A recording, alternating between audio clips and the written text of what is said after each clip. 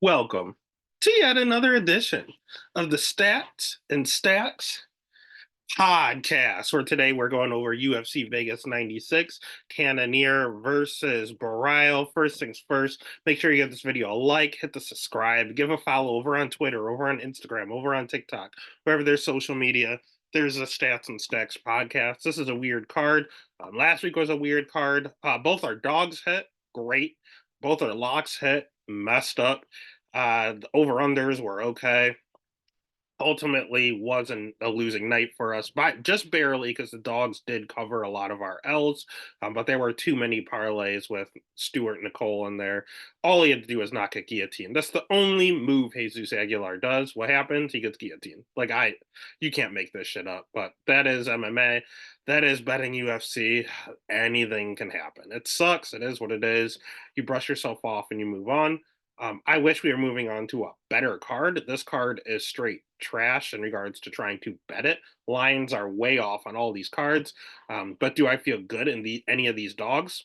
No, I don't feel good in any of these dogs. Do I trust any of these favorites at these lines? No, none of these favorites are to be trusted. So this is going to be really, really, really tough to call, but it is what it is. You go ahead, you do the research, you do everything you can to make sure you're on the right side.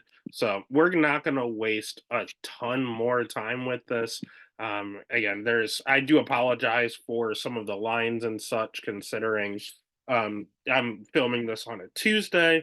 All of the lines aren't out. Some of them are over on like Bet Online and like Bovada. All the foreign books are out for some of their over unders, but your standard like DraftKings, your FanDuels, the over unders aren't even out yet. So we had to go off of the overseas lines.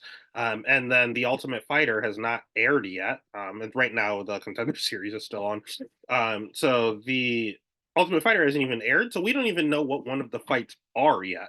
We know Khan is in the finale, but we don't know who else it is. There's two potential fights with uh, one of the people potentially being hurt. There's three different fights that could be occurring today. So I have no idea who's going to be in that final. But without wasting any time, I'll just tell you whoever's fighting Khan, I'm betting Khan. Khan is an Australian BJJ practitioner. Khan is very similar to Stuart Nicole. I had enough confidence to lock Stuart Nicole last week. He was winning until he got caught in the guillotine, and I am extremely hard headed, and I will go right back to the well. So any of the three men that could potentially be fighting Khan, I'm gonna take Khan anyway. So the pick is Khan, the bet is Khan, whatever the line is. The Again, the UFC has not aired who his opponent is yet, so just know that we're taking him no matter what. Otherwise, we can jump back into this fight card. A lot of weird ones, a late replacement happening even today. So let's just go ahead and jump into the grease. Very first fight of the night is one of the greasiest ones right off the get go. Let's go ahead and share our screen real fast. Hold on, there was a little bit of an update on Zoom, so all hell is breaking loose with this podcast. All right, so let's pull this up. Good old Tapology is my name on it. Very first fight of the night, we have Kong Wing at minus 1,000. Yes, we have a women's MMA fight with a minus 1,000 favorite in her UFC debut, going up against Victoria Leonardo at plus 700. Over under set at 2.5. Over 2.5 minus 110. Under 2.5 minus 120. Obviously, you have to start with Kong Wing. Why the hell is this UFC debutante minus 1,000? Well, because she's massive, first and foremost. She's a very, very, very big girl for the weight class. She's 32 years old, so you're wondering why she's only 5-0. It's because she had a big kickboxing background. In fact, her biggest claim to fame, you have Cesar Almeida in the UFC because he beat Alex Pereira in kickboxing. Alex Pereira because in the UFC because he beat Izzy in kickboxing. Well, Wang beat Valentina Shevchenko in kickboxing. Now, that was all the way back in 2015. It was damn near 10 years ago, which he beat Valentina in UFC. Fuck no. But in kickboxing, she does have a decision win over Valentina. So the UFC has had, she just mentions that out there with the UFC to get paid. And obviously, Dana loves when fighters out there have beaten someone in his competition or in his organization. He keeps an eye on them. So again, she has world class striking, very, very good striking. She is massive. She is Chinese, and the UFC really wants to attack that Asian market.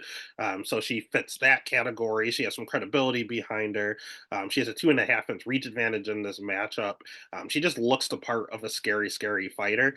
Her jujitsu, she was in road to UFC and got a submission win. So that was interesting. It's something she's working on. And in women's MMA, you don't have to be great at jujitsu. You can figure it out. So her jujitsu is okay. But again, she's a striker. Her wrestling's not good. Her jiu-jitsu's not the greatest. It's okay. She's just a big, strong, physical girl that can get a ton of knockouts. She beat Yanan Wu, who's a UFC vet, in her fight before Road to UFC. So she's doing everything she's supposed to do, and she's a massive favorite. On the other side, they have Victoria Leonardo, who's 34 years old. We haven't seen her in a while. I honestly didn't know she was still in the promotion. She is 9-5, but her losses are ridiculous. She has really, really, really good losses. UFC doesn't like this girl, and I don't know why. Even not the UFC. You know what? The just fate doesn't like this girl because you would look at her. She doesn't look overly intimidating. Her jujitsu is only okay. Her wrestling's not great. Her striking is okay. She doesn't. She's not particularly great at anything. She's usually just kind of a generalist. Her cardio's okay. But although she's not a great fighter, she's not a bad fighter. But her losses, man, she has 5 career losses in the UFC. She lost to Natalia Silva, who's a top 5 girl in the weight class currently. Melissa Gatto, who's a top 15 girl in the weight class currently. Manon Fiorot, who is the #1 contender in the weight class right now. Then on the regional scene, not even the UFC, the regional scene, she lost to Miranda Maverick, who is a top 15 girl in the weight class, and Erin fucking Blanchfield on the regional scene, who is a top 5 girl in the weight class. So, yes, she has 5 career losses. All of them are ranked in the top 15. 3 of them are in the top 5. So, is she actually bad, or is she just not a top 5 level fighter? Well, none of her wins are good. Mandy Bohm is one of the worst fighters I've ever seen in the UFC. And these girls on the regional scene that she was beating over in Invicta and Bellator are just ass. So, I don't know. She's a generalist that can't hang with the big dogs, but she can beat you if you're being exposed. Again, Wang is the much better striker. Leonardo is not a great wrestler. We've seen her go up against good kickboxers before. Blanchfield kicked her head off with a head kick. Minan Farrow knocked her out. Melissa Gatto broke her arm with some kicks. She seems to struggle with people that kick. And what is Wang? A glorified kickboxer. So Wang should win this fight. Will I ever trust women's MMA at -1,000? Fuck no. The pick is Wang. The bet, if anything, is Leonardo giving her a vet lesson. Wang is only 5-0. She's not an MMA vet. Maybe she doesn't have good cardio. I have no idea. Um, but you cannot trust a 5-0 debuting fighter at -1,000. We've seen that before. It's called Maria Agapova, and she fucking lost, and she's no longer in the promotion. So the pick is going to be Wang. She should kill her. She's -1,000, but I ain't touching it. You cannot bet her at -1,000. You stay away, or you plug your nose and you bet Leonardo. That's all you can do. Next fight of the night is just as greasy. We have another women's MMA fight. We have Josie Nunez at +160 going up against Jacqueline Cavalcante at -192. Over under set at 2.5. Over 2.5 -275. Under 2.5 at +200. Let's start with Josiana Nunez because she does not belong in this weight class. She is tiny. I think she's listed at like 5'2", but I think she pulls like an NBA player and lies about how tall she truly is. Although she's super freakishly short, she has freakish arms, man. She's a really, really big length and usually has reach advantages on people, which is insane considering she's so short in stature. She hits decently hard. Mainly just a left hand. That's all she really throws. My boy Clint hit it on the tee. That she really just has a left hand, but decent striking. Loves to pressure forward. Throws pretty decent volume out there. She'll slow down, but she'll keep throwing at you. Her level of competition in regards to her wins, very sketchy. Zara Farron's trash and cut. Pascal, trash and cut. Bia Malecki, trash and cut. Deanna Barboza is a good win. It aged very well. But she was getting absolutely dominated and then just caught her with, what do you know, a left hand. And then the rest of these girls she fought like don't even have wins. They're 0-7, 1-3, 0-1. Like they're absolutely terrible. Now she's another one where I mean she fought Tyler Santos. I don't know who sanctioned that. She got absolutely obliterated.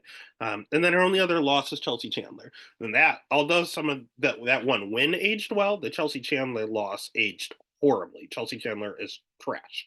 So yeah, Nunez is predominantly a pressure striker that goes forward and tries to just knock your head off with her little short stature. That's all she does. On the other side, we have Cavalcante, who a lot of people are on. I don't see it. I don't think she's that good. I will say she's super young, so she can be improving and probably will be improving each and every fight. We have not seen her for a year, and she's still only, let's see, how old? Sorry, she is still only 26 years old. So last time we saw her, she was 25. So of course she was super young like that. But she has good striking. She throws a ton of volume herself. Unlike Nunez, she does not slow. She does have good cardio. She backs up a ton, which is bad optically and visually. But she does seem comfortable doing it. Certain people getting backed up look a little tentative and scared. She looks good when she backs up. She prefers to counter. So she looked good doing so. She'll have a 3-inch reach advantage in this matchup. Pretty decent sized girl on her. Her jujitsu's not great, but Josie and Nunez submissions are awful. Her wrestling is not very good, but Josie and Nunez wrestling is awful. Yeah, man, her schedule is not great either. She also beat Farah Zarin, so I mean, not really much to ride home about. She does love like jabs and low kicks. That's predominantly what she does. Yeah, she has a ton of volume, but nothing's powerful. There's no power strikes whatsoever. Nunez only throws a powerful left hand that looks good if it connects. Calvin Conte throws leg kicks and jabs you to death. So you're not really scared of a knockout with her. She has some wins on the regional scene, but again, against really, really bad level of competition. 0-0. Nora Cornoli apparently, I mean, that one aged better, but she's still not good. Let's not get it twisted. I mean, she fought girls in Cornoli. That was her first fight. She was 0-0 at that point. She fought a girl that was 6-8, 1-0, 4-1, and then Zara Fair. So Zara Fair is probably the best win on her record. So that's sketchy. I just don't believe in her. She hasn't fought anyone. She looks okay, but she's not fighting anyone. Her cardio looks good. I'll give her that. But how's her chin when she fights someone that hits as hard as Nunez? Like I don't know. I have absolutely no idea. This has split decision written all over it to me because I think it's going to be quality versus quantity. Nunez is going to be throwing the harder strikes and pressuring forward, which looks good.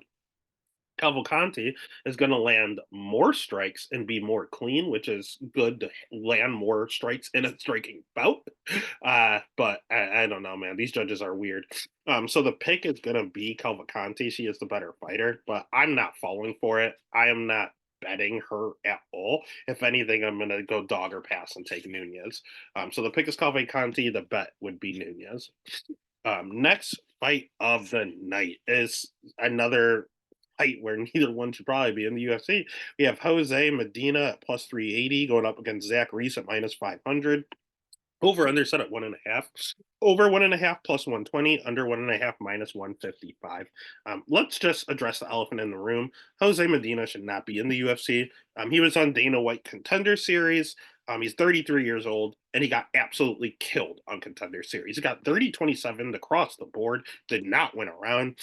His striking's all right. He will try to wrestle occasionally, but he's not very good at it.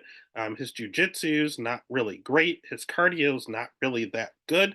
Uh, he's pretty durable. He can take a beating, but he does a little bit of a Homer Simpson approach. When you go back and you watch his fight tapes, everyone's going to talk about how durable this guy is. And to me, this has Chris Montino 2.0 written all over it. Sean O'Malley beat the hell out of Chris Montino. Everyone talked about that guy as just a cast iron chin. You can't knock that guy out. Well, you know what? Chris Montino got knocked out multiple times on the regional scene, and then he got knocked out by Guido Canetti in the UFC. The fight after the Sugar Show. So he might have been on one that night. That does not mean you can't hurt this guy. Same thing with Medina. I've seen him dropped in every single one of his fights. This dude's always getting dropped. So he's a little bit of a newsman. He's never gone knocked. He's never been knocked out. But we said it last time. We said Steve Erceg gets rocked in all of his fights. Eventually, he's going out. What happened? He went out. Same thing here. This guy, he continually gets hit. He continually goes down. One of these times, he ain't getting up. It might be this match. Again, you can only Homer Simpson so well. He's Homer Simpsoning on the regional scene.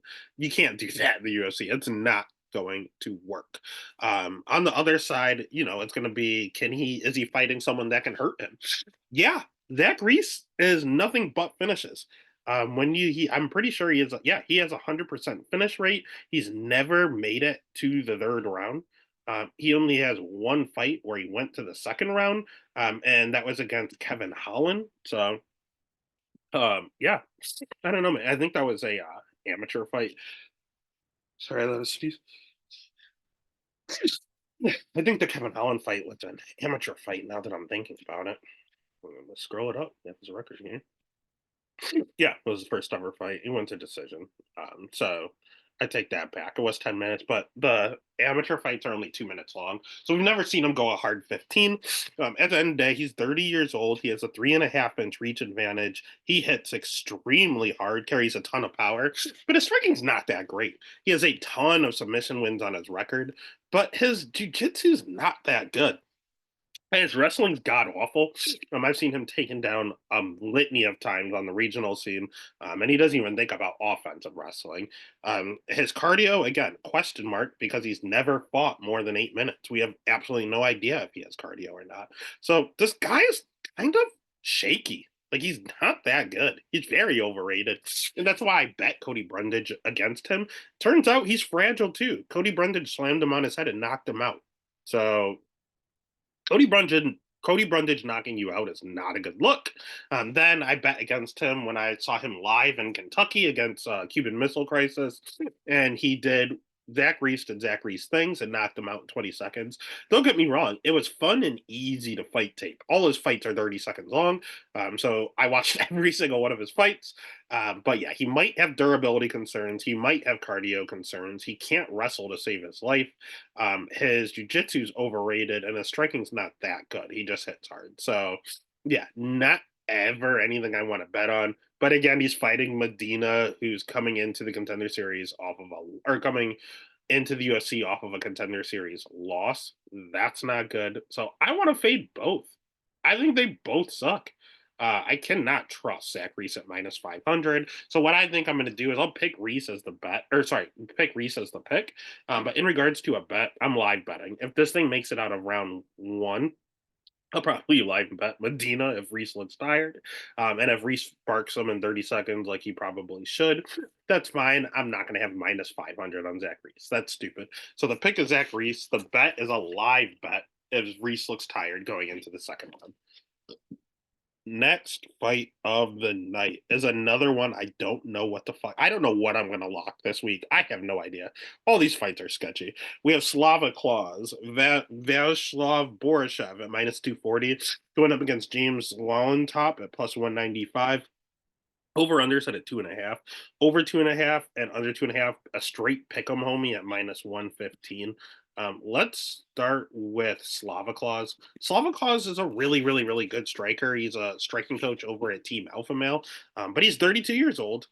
Carries a ton of power. A lot of his wins are by knockout. But his wrestling is terrible. 35% takedown defense. His jiu-jitsu, not great. He's not an offensive threat. He's getting much better defensively. But offensively, you're not scared of his jiu-jitsu whatsoever. His cardio's decent. It's not good. It's not bad, but he'll go a hard 15 minutes. His schedule's pretty good. He fought Mike Davis. He fought Nazim Sedikov. He fought Chase Hooper. Like, these aren't top of the line guys, but these are guys right on the edge of top 15. Chris Duncan, Dakota Bush. These guys are not bad fighters. So he's fought a good level of competition, and 32 is generally your prime, but the dude has had so many kickboxing fights, his chin's starting to go. He's 32 on paper, but he has a 40-year-old chin. He got rocked by Chase Hooper. He got rocked by Nazim Sadikov. He got rocked by Mahashate. He's getting rocked in every single one of his fights. So it's very, very, very concerning. He has good recoverability. He's not getting knocked out in any of these fights. He's never been knocked out. But getting chin checked all the time, especially by Chase Hooper, scares the living hell out of me. On the other side, we have James Lolentop, who is someone I just don't really believe in. I think he was overrated to start, and I did bet Taco Chris Padilla against him in his last fight when he was a big favorite. He missed weight, so keep an eye on that this go around. He himself is a striker. He's only 25 years old, so like Cavalcanti, he's just going to get better and better each time we see him. But he can't do the game plan of the other people and just take down Slavakos because he's not a good wrestler. He's mixed in takedowns before, but he doesn't have good jujitsu. He doesn't have good wrestling. He himself has 50% takedown defense. He'll have a 4-inch reach advantage here, which is super nice in an all striking affair. And his cardio's not good. It's not bad. It's okay. It's probably on par with Slavakos. Um, he himself gets taken down a lot, but he has a really good get up game. But that's not a problem here. This is going to be a striker's delight. You have Slava Klaus, who's the better striker, who hits harder, but has been a little chinny as of late. On the other side, you have the 25-year-old who has the 4-inch reach advantage, but I mean, isn't the better striker. So, like, what are we going at here? What it's a striker's fight. You want to choose the better striker, but one of them keeps getting chin checked, so it scares me. I think just like his last fight, or not last fight, second to last fight, this could potentially be a draw. See a 10-8 and then two 10-9s. That would not surprise me. I might bet to draw here, to be honest with you. Um, so I don't know what to do with this fight. I, Top hits decently hard, but I don't think he hits hard enough to knock out Slava Claus. The pick is going to be Slava Claus. The bet should be Slava Claus, but I do not feel comfortable betting him at minus 240. I don't feel comfortable parlaying him because I think he could be the parlay buster this week. I like him to win this fight, but this line's out of control. I might bet the draw, to be honest with you. I got to see what it is, see what that line is. The pick is Slava Claus, if anything. If not the draw, the bet would be Slava Claus. I don't feel good about it. Next fight of the night is another quick one because this is Francis Marshall taking on Dennis Bazookia. Francis Marshall's taking this fight on like 5 days' notice. No odds, clearly. This fight was just announced. So let's just do a quick breakdown. Dennis Bazookia is 26 years old. He's with Saralongo MMA, so naturally he has pretty good wrestling. He's a pretty decent striker. His jiu-jitsu is all right. His cardio is okay; it's acceptable. The thing I don't like about Dennis Bazookia is that he has a tendency to back up. And I talked about Cavalcanti backing up and looking comfortable. Bazookia does not. He looks very uncomfortable as he's getting backed up. It just is not good visually to a judges, especially in a fight that's probably also going to be a striking affair. He's coming off of knockout against Connor Matthews in his last fight, and I think that's bad for him because I think now he's known as someone that's generally pretty over cocky and overconfident. And now coming off a knockout, he's probably going to think he's the man, and that's not good. I mean, we've seen him knocked out in the UFC against Jamal Emmers, and Jamal Emmers can't bust a grape. So, like, getting knocked out by someone with hardly that has no power is not good. He fought Sean Woodson, who also has no power. Melsik Bagdasarian does have power, and he was able to go a whole 15 minutes with him, but not without getting punished a ton. He took a lot of punishment. So I don't know, man. His wins aren't very good. He has no good wins. His losses are all right. But he's not looking good in any of those. And I'll give him a pass on the Woodson. He took that on like a week's notice. So I'll give him a pass on that fight. But fighting Francis Marshall's only 25 years old, so he's just as young. He's also coming off of Dana White Contender Series. He's predominantly a striker, but he will mix in wrestling from time to time. But he throws pretty good volume, a lot more than Dennis Bazookia. He doesn't hit hard, but he hits, I mean, harder than Dennis Bazookia. They're basically the same fighter. They're both the same age. They both are predominantly strikers that have some wrestling and grappling in their back pocket. They both have good cardio, and they're both just super green. They're the same exact thing. My guess is that Dennis Bazookia having the full fight camp would be the favorite. Francis Marshall, we have not seen since he got killed by Isaac Dalgarian, but Isaac Dalgarian is good. So there's no shame in getting killed by Isaac Dalgarian. In the fight before that, he lost a split decision to William Gomi. A very weird fight. I thought Francis Marshall won that fight, and William Gomi was just there was a you remember that fight when Ricky Tercio continually threw strikes but landed nothing?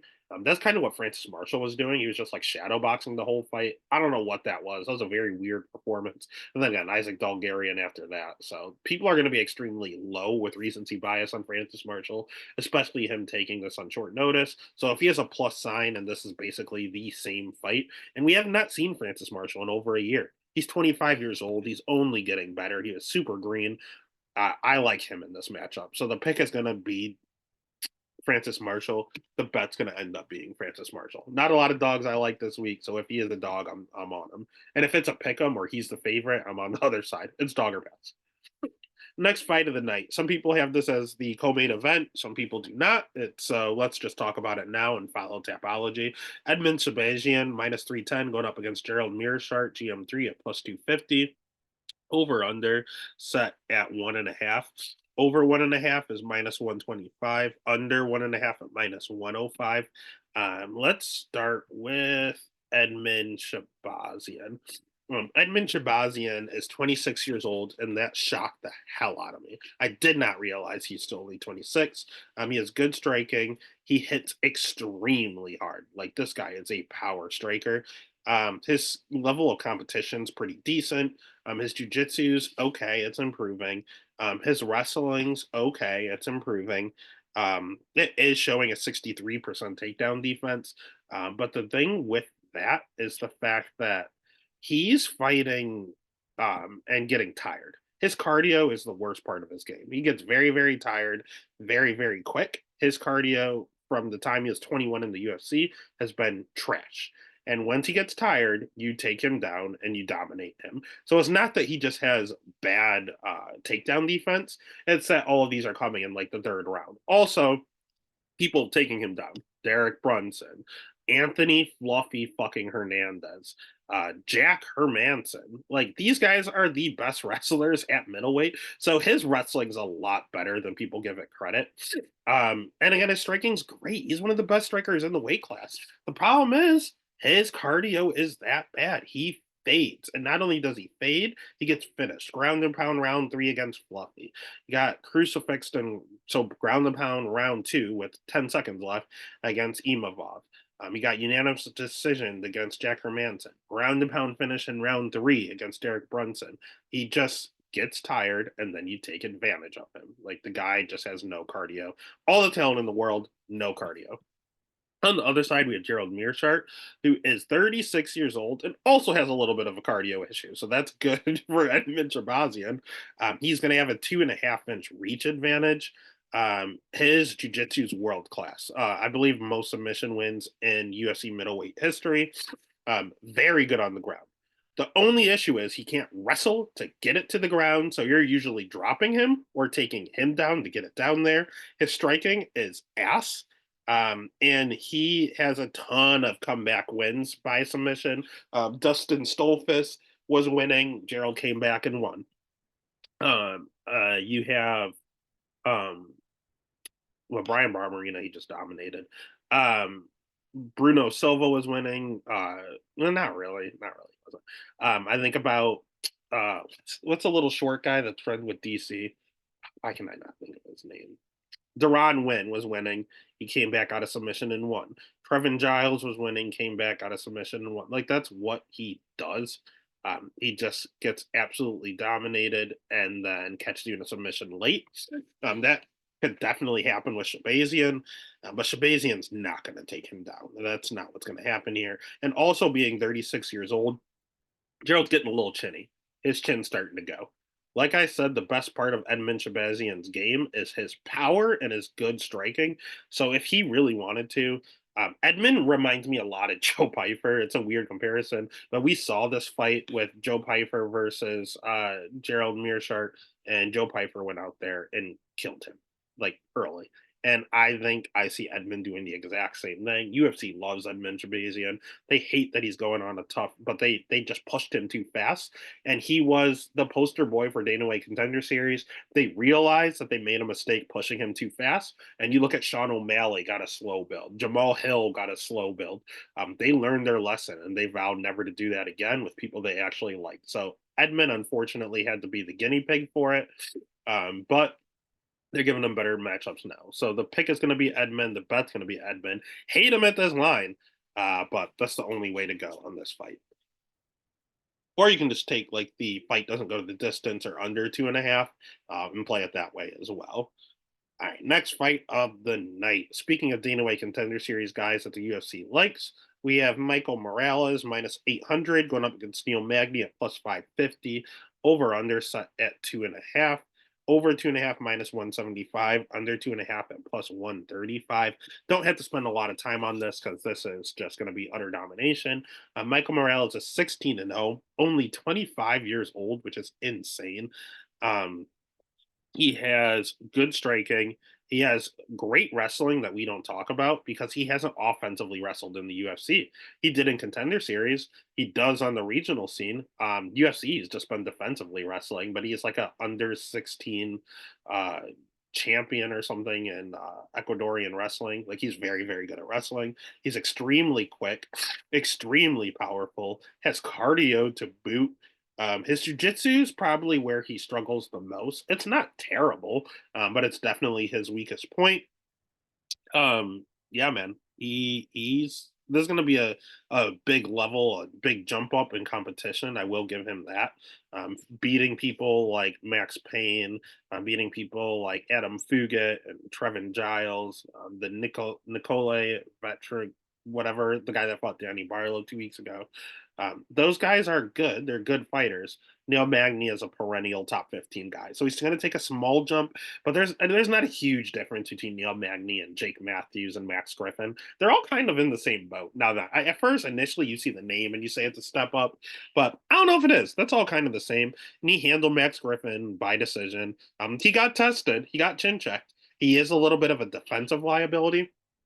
But when you look at the other side, Neil Magny, he's 37 years old and he's never had power. He does not hit hard at all. So I don't think Morales is scared about getting caught there. Neil Magny is a clinch machine. He clinches you up against the cage, tires you out, and then beats the hell out of you. That's all he does. He has okay jujitsu. He has okay wrestling.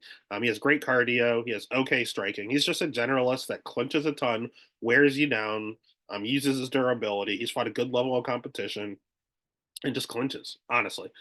Michael Morales in the Contender Series fight had 4 takedowns. Where were they? All against the cage and the clinch. So I know Michael has not been wrestling in the UFC, but if he gets sick of that clinch, he is the bigger, stronger, quicker guy here. He might just literally toss Neil on his head. Or he'll just probably just pivot, turn, and then create some distance. Because if there's any distance whatsoever, he's going to kill Neil. Neil better stick to him like glue. Otherwise, Michael's going to kill him, and I think Michael takes him down or just destroys him anyway. So the pick is going to be Morales. The bet would be Morales, but he's fucking minus 800. You don't really want to touch that. So I think I would just take him by decision. I think his decision ways continue, and if he gets a better opponent for a finish, that's when he gets it. So pick is Morales, bet is Morales by decision. Next fight of the night. We don't have a lot of notes on because it is one of the Ultimate Fighter finale fights. We have Ryan Loader going up against Robert Valentine. Again, no over under as this was just added with the show and everything.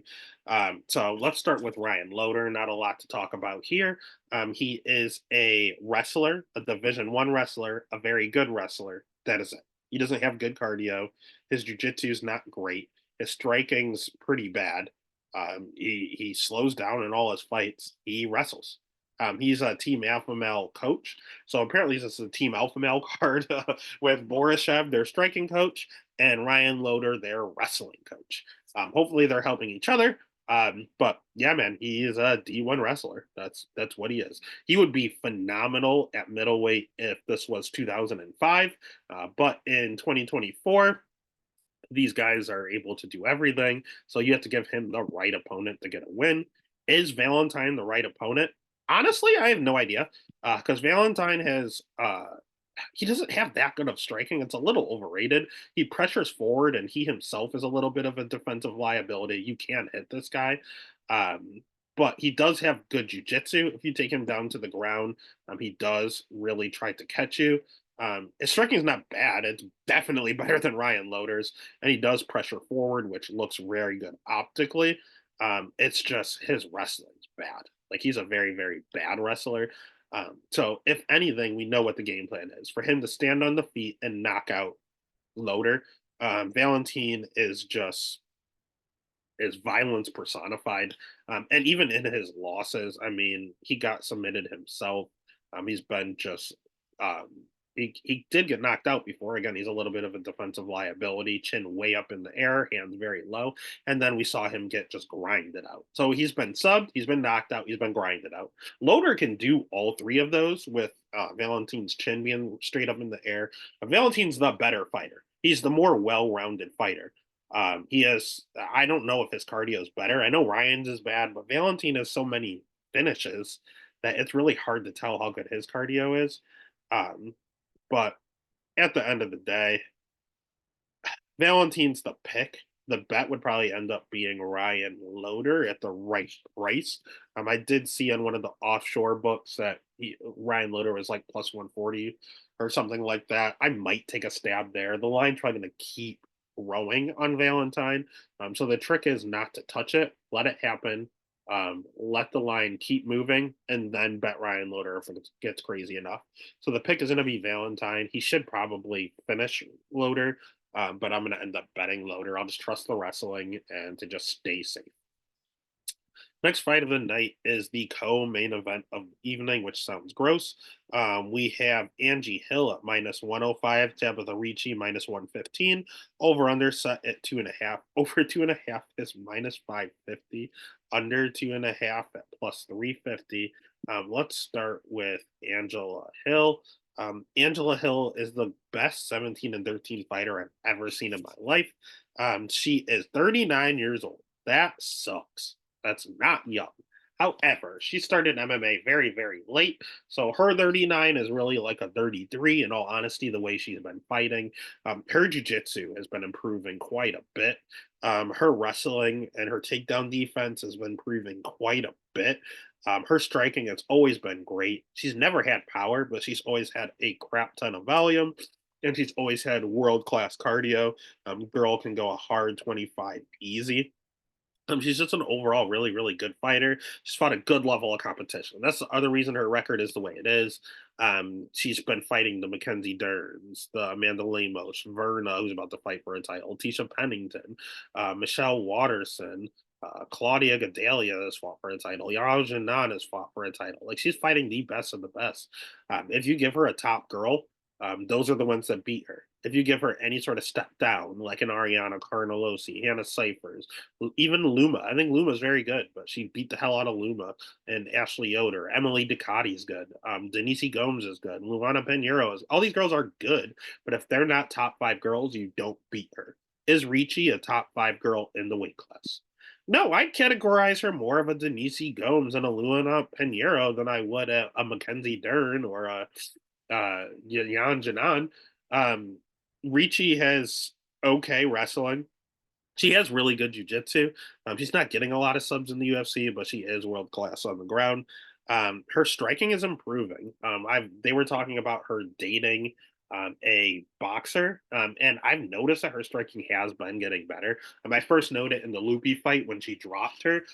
No, sorry, I first noticed it in the Jillian Robertson fight. That's when her striking really started to improve, and you noticed it.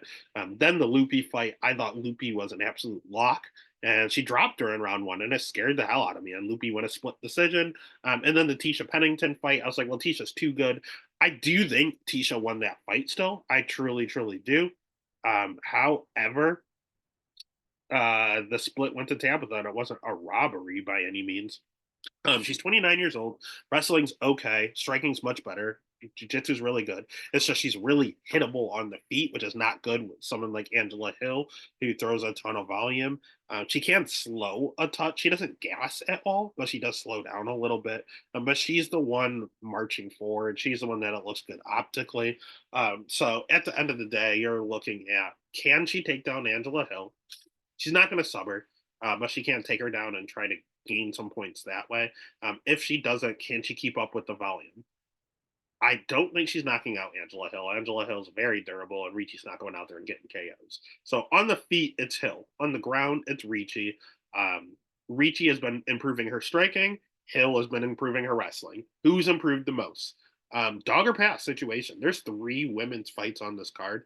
I think if you take all three dogs, one of them are bound to hit. I wish we got more money or better money on Hill than minus 105, but that's the only way to lean right now. So the pick is going to be Angela Hill. The bet's going to be Angela Hill. Tabitha's got to prove it to me. Enough of these split decisions. And that takes us to the main event. Again, it's crazy to say this is the main event, but we have Jared Cannonier at plus 180 going up against Kyle Borrralho at minus 220. Over under set at 4.5. Over 4.5 minus 110. Under 4.5 minus 120. Let's start with Cannonier. Cannonier is 40 years young. Reason I say that is because he is absolutely crushing Father Time. He is a 2.5 inch reach advantage. He's a very good striker. He throws a ton of volume. I believe set a middleweight record with significant strikes, or just a UFC record in general with significant strikes in his fight against Marvin Vittori. 61% takedown defense is not a good number at all, but he has a very good get up game. He's very hard to keep down if you get him down. His jiu-jitsu is not good at all, but that's because he worked on his get up game and he gets up very, very quickly. Um, Carries a ton of power. I mean, just look at him. The dude hits extremely hard, has fought a great level of competition, has fought for the championship. All his losses, I mean, some of them are at heavyweight, and he has heavyweight wins in the UFC. Some of them are at light heavyweight. He has light heavyweight wins in the UFC. And then his losses at middleweight have literally been Nasruddin Imavov in a little bit of an early stoppage, but I thought Imavov was winning the fight. Again, was there alive. Israel Adesanya was the champion. We have Robert Whitaker, who's a former champion. That is it at middleweight. So he's literally lost to two champions and early stoppage against Imavov. So that's kind of weird here. At the end of the day, he's a very, very good fighter. It's just he's 40 and he's starting to get chin checked a little. Imavov, again, it was a finish. Marvin Vittori rocked him. Sean Strickland didn't. Izzy rocked him. Robert Whitaker rocked him. He just keeps getting rocked. So a little concerning there. Um, then you have his opponent, though, in Kyle Borralho. I don't think Kyle's going to rock him at all. I do think Kyle has pretty good striking. He's 31 years old, but he's predominantly a jiu-jitsu practitioner. He's very, very, very good on the ground. That's his bread and butter. You'll hear them talk about him training with Damian Maya or living with him or something like that. Very good jiu-jitsu. And he's a human backpack, Aljamain Sterling style. Once he gets your back, it is game over. But his striking is good. Like he has that bouncy karate style. He's like the leader of the fighting nerds who are absolutely on a tear right now. His wrestling's not great. That's the problem. I know Cannonier is 60% takedown defense, but Kyle's not a great wrestler by any means. And he might have low key bad cardio. He does slow down in all of his fights. But at Fighting Nerds, they seem to have good game plans. They're literally called the Fighting Nerds, and they just continually win. I don't think they've lost. Marco Ruffy, Kyle Borralho, um, Gene Silva, Carlos Prates. I don't think one Fighting Nerd has lost in the UFC yet. So I don't want to bet against them until they do. I think Cannonier is extremely alive, but the pick is definitely going to be Borralho. But this is a step up in competition. The UFC has been spoon feeding him.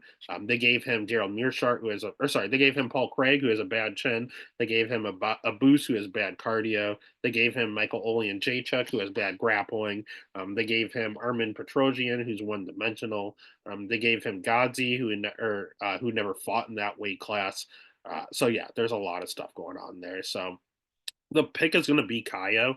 I don't want to bet against the Fighting Nerds, but I think I might have to here with Cannonier. Kyle's got to prove it to me in a main event. So the pick is going to be Kyle. The bet's going to be Cannonier. And that's UFC Vegas 96, Borrralho versus Cannonier. Again, it's not a good card at all. I actually hate this card. I think it's very, very hard to bet, but we did the research. We're going to watch the fights, and we're going to make some money. Let's get after it this weekend.